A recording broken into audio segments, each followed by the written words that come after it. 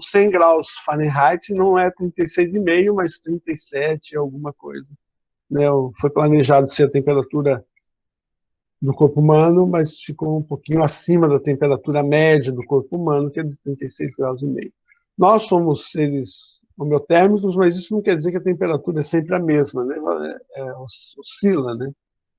Essa é outra razão de que nós não temos qualquer precisão em medida de temperatura.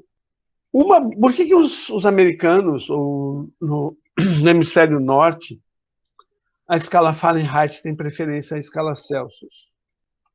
Fundamentalmente, uma razão prática para isso, além das razões sociais e culturais, América do Norte, Europa, Ásia, as terras estão mais ao norte do que próximas ao Equador, enquanto, né, no hemisfério sul as terras são mais equatoriais, estão mais perto do Equador.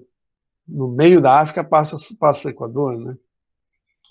Então, nos locais mais quentes, você vai trabalhar com essa faixa aqui, né, de temperatura.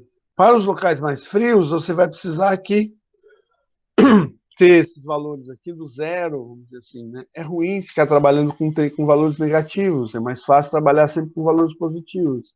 Tá 12 graus Fahrenheit. Para nós, está abaixo de zero, né? 12 graus Fahrenheit, se está 32 graus, abaixo de 32 graus Fahrenheit é abaixo de 0 graus Celsius.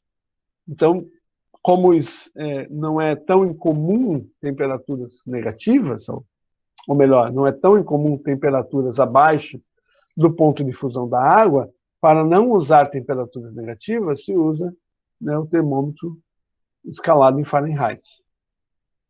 As escalas foram na ordem, mais ou menos como foram construídas, foi a Fahrenheit, a Celsius e depois a Kelvin. A Kelvin é uma escala que foi construída a partir de uma série de experiências com termômetros a gás, né, que chegou à conclusão de que se você fosse diminuindo a quantidade de gás dentro de um balão e diminuindo a pressão que esse gás teria, ia chegar um momento que você ia ter tão pouco gás, tão pouca pressão tão baixa, que a temperatura não poderia baixar mais, né?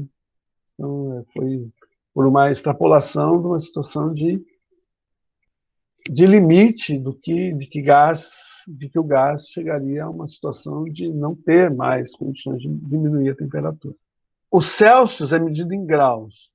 Fahrenheit é medido em graus. Então, é chamado de temperaturas empíricas. Eu vou lá, meço e decido por minha conta onde vai ser o 0 e onde vai ser o 100. Já o Kelvin já não usa mais o conceito de grau, é a unidade, é Kelvin, temperatura absoluta, e o Kelvin, ele é chamado, não é uma temperatura empírica, né? Uma temperatura, construção, vamos dizer assim, arbitrária, no sentido do que eu posso arbitrar, né? Do que eu posso decidir. O 0 e o 100 completamente arbitrários, quanto que a temperatura Kelvin não. É uma temperatura científica. Para fazer uma conversão de temperatura de uma escala para outra, então a gente faz assim: qual que é a temperatura que eu vou medir? Bom, é essa daqui. Né? Tem um corpo aqui qualquer, tem um cilindro que eu quero medir a temperatura desse corpo. Coloco lá o meu termômetro e obtive a temperatura em Celsius. 36 graus e meio, né? Se fosse uma pessoa, 36,5 graus Celsius. Quero saber, qual que é a temperatura em Fahrenheit? Qual que é a temperatura em Kelvin? Como é que eu faço para obter isso? Eu uso uma relação, né, entre essas distâncias aqui. Esta